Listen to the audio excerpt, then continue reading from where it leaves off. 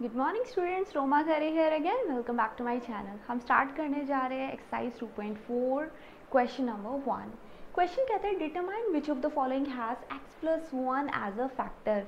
हमें बताना है कि इन सब पॉलिनोमियल्स में किन किन पॉलिनोमियल्स का x+1 एक फैक्टर होगा। तो एक बार ये समझते हैं फैक्टर्स होते क्या है।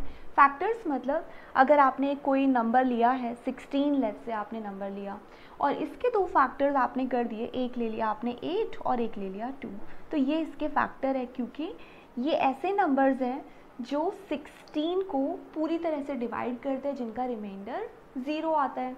रिमाइंडर के नाम से कुछ याद आया? अभी हमने लास्ट एक्सरसाइज के अंदर ये कॉन्सेप्ट अंडरस्टैंड किया है कि हम ये चेक कर सकते हैं कि बिना डिवाइड के चेक कर सकते हैं कि इसका रिमाइंडर 0 आ रहा है या नहीं आ रहा है। वही चीज़ हमें यहाँ भी करनी है। अगर ये इसका एक फैक्टर है तो उसका मतलब ये होगा कि जब ये इस पॉलिनोमियल को डिवाइड करेगा तो हमारे पास रिमाइंडर 0 बचना चाहिए। और रिमाइंडर 0 बच रहा है कि नहीं बच रहा है वो हमने लास्ट एक्सरसाइज में सीख ही लिया है। वही हम कॉन्सेप्ट यहाँ भी यूज़ करने वाले हैं। तो देखते कैसे करें। अगर ये इसका एक फैक्टर है तो उसका मतलब हमारा रिमाइंडर 0 बचना चाहिए। सो हम क्या करेंगे,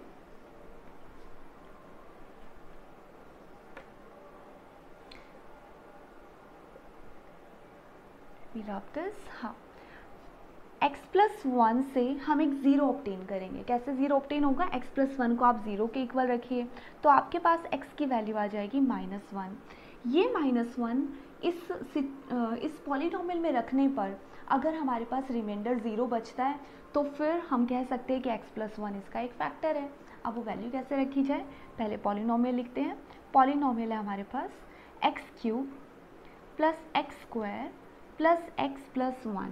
अगर मैं x की जगह -1 रख रही हूँ तो यहाँ भी -1 हो जाएगा, है ना। और x की जगह -1 रखा यानी -1 का क्यूब प्लस स्क्वायर यानी -1 का स्क्वायर प्लस x की जगह -1 प्लस 1 की जगह +1। अब क्या किया जाएगा? -1 का क्यूब, नाउ वी नो कि माइनस का 1 ही होता है। कैसे?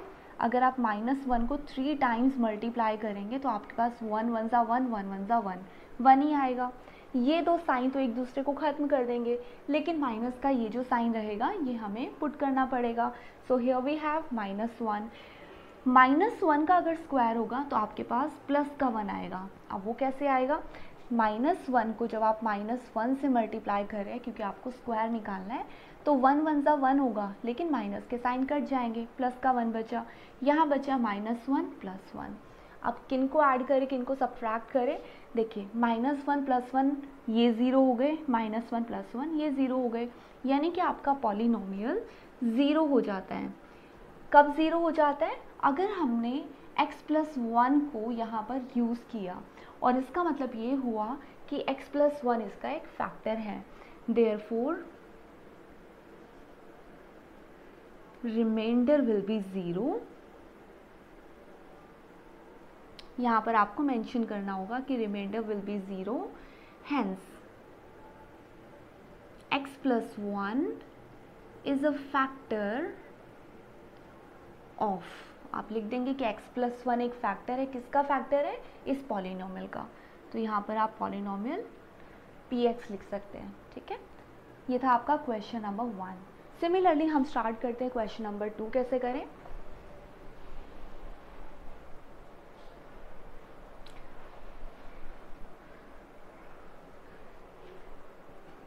सेकेंड वाले पार्ट के लिए भी हम सेम करेंगे।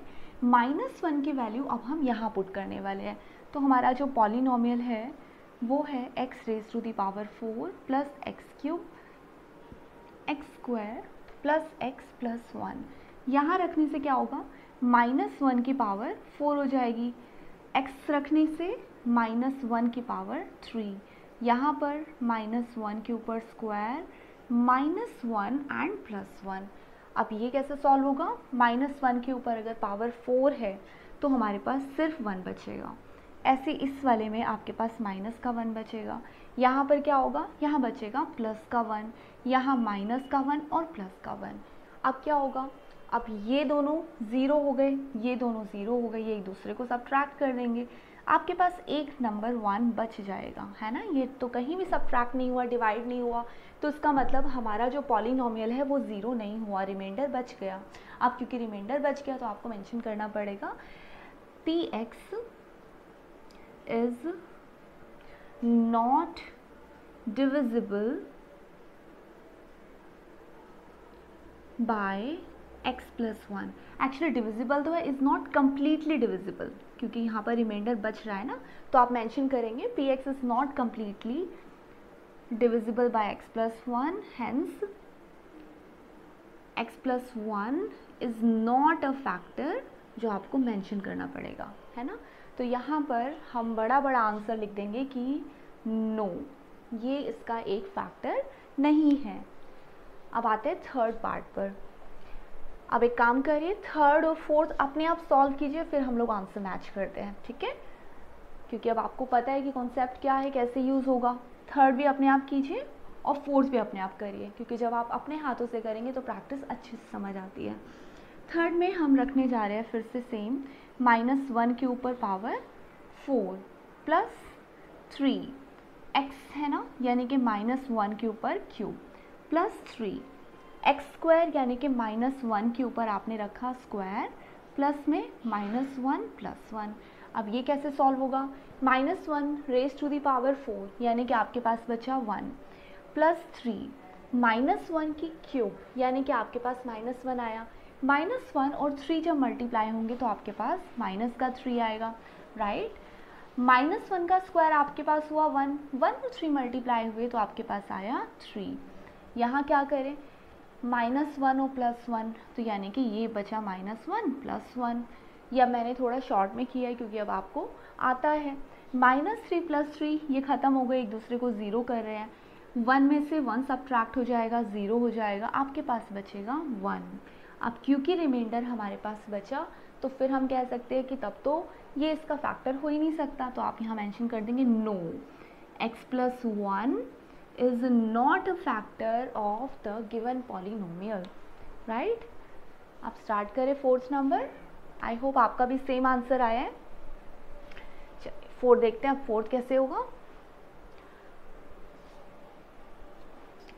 फोर्थ पॉलिनोमियल है हमारे पास, मैं लिख लेती हूँ polynomial, x³ minus x square minus, यहाँ पे आया 2 प्लस √2 x प्लस √2। अब क्या करें, x की जगह हमें -1 रखना है, यानी -1 के ऊपर क्यूब, माइनस x की जगह आपने -1 रखा, -1 का स्क्वायर माइनस 2 प्लस √2, x की जगह फिर से हम रख देते हैं -1 और प्लस का √2।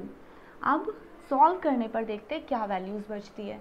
-1 के क्यूब का मतलब हुआ -1, है ना। -1 का स्क्वायर तो प्लस का 1 हुआ, लेकिन प्लस का 1 बाहर माइनस होने से फिर से -1 हो जाएगा। अब इसे कैसे खोलें, माइनस की वजह से इन दोनों का साइन चेंज होगा, ये प्लस का है माइनस का हो जाएगा, ये प्लस का है ये भी माइनस का हो जाएगा, राइट। और -1 अच्छा इसको मल्टीप्लाई भी कर रहा है, तो फिर क्या होगा, रुकिए पहले एक काम करते हैं, पहले हम मल्टीप्लाई करते हैं। आई डेंट नोटिस कि पहले हमें मल्टीप्लाई करना चाहिए, हमारा रूल कहता है कि पहले हम मल्टीप्लाई करें बाद में हम बाकी कैलकुलेशन करें। तो -1 जब इसको मल्टीप्लाई कर रहा है तो क्या हो रहा है, -2 माइनस √2, है ना। और यहाँ पे क्या बच रहा है, प्लस का √2। अब हम इसको सॉल्व कर लेंगे, थोड़ा छोटा कर देते हैं, -1 माइनस, अब क्या होगा, ब्रैकेट के बाहर माइनस है, इसका मतलब ये भी प्लस ये भी प्लस, साइन चेंज हो जाएगा, 2 भी प्लस का √2 भी प्लस का, राइट, और प्लस √2। अब क्या हो रहा है, क्या हमारे पास कुछ ऐसी वैल्यू बच रही है जो ख़त्म हो सकती है, -1 -2, और ये -2 प्लस 2 से 0 हो गए, ये वैल्यू पूरी तरह चली गई। √2 और √2 फिर आपस में ऐड हो जाएंगे तो आपके पास आएगा 2 इसका मतलब ये भी एक फैक्टर नहीं है, क्योंकि हमारे पास एक रिमाइंडर बच रहा है 2 √2, राइट। तो ऐसे आप इन क्वेश्चंस को इजीली सॉल्व कर सकते हैं।